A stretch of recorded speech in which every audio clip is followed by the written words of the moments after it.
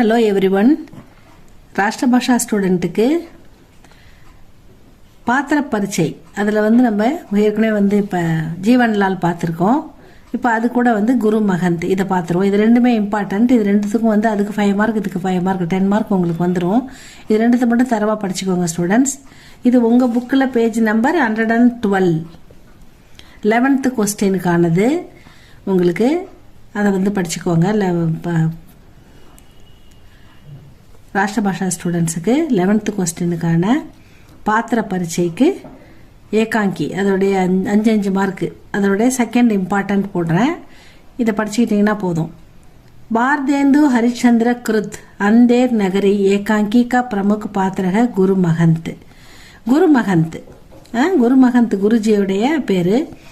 भारतेंदु हरिश्चंद्र அவர் எழுதின கிருத் அவர் படைத்த அந்தேர் நகரின்ற ஏகாங்கி நாடகம், ஓரங்க நாடகம்.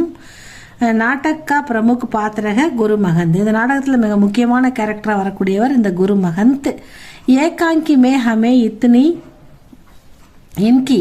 एकांकी में हम इनकी दूरदर्शिता और बुद्धिमत्ता को देख सकते हैं. இந்த நாடகத்துல குரு மகந்தோடைய தூர்தர்ஷிதா, அதாவது எதிர்காலத்தில் என்ன நடக்கும் அப்படின்னு அறிவுபூர்வமா யோசிச்சு செயல்படுறது, அவர் புத்திமத்தா அவருடைய புத்திசாலித்தனம், இது ரெண்டுமே பார்க்க முடியுது இந்த நாடகத்துல அப்படின்னு சொல்றாங்க. தேக் சக்தேகன்னா பார்க்க முடியுது. மகந்துக்கோ மாலும் ஹோத்தாக கி, மகந்துக்கு தெரிஞ்சு போச்சு. அந்தேர் நகரிமே, அந்தேர் நகரில, இந்த அந்தேர் நகரின்ற ஊர்ல சபி சீஜை எல்லா பொருளுமே டக்கே சேர் பிக்தீக, பிக்குனா விற்கிறாங்க. அதாவது ஒரு பொருள் கேட்டால் 1 கிலோ தான் கொடுப்பாங்க, அது குறைஞ்சி கொடுக்க மாட்டாங்க. நீங்கள் 1 ரூபா கொடுத்தா 1 கிலோ கொடுத்துருவாங்க. அந்த மாதிரி விற்கிது அந்த ஊரில். பிக்குனா விற்கிறது. டக்கே சேர் எல்லாமே கிலோ கணக்கில் விற்கிது. உசி க்ஷன் வே சமஜ் லேத்தே ஹே. அப்போ அந்த ஒரே கணம், அந்த ஒரு கணத்திலே, கணம்னா ஒரு க்ஷணம் அப்படின்னா ஒரு வினாடியிலே அவர் சமஜ் லேத்தே ஹே புரிந்து கொண்டார். ஏன்னா குருஜி இல்லையா அவரு, அதனால புரிஞ்சுக்கிட்டாரு. கி யஹா கா ராஜா படா பேகூஃப் ஹே, இங்க உள்ள ராஜா ரொம்ப முட்டாளா தான் இருப்பாரு. பேவ்கூஃப்னா அறிவில்லாதவர், படா பேவ்கூஃப்னா சுத்தமா அறிவில்லாத ராஜாவா இருக்காரு.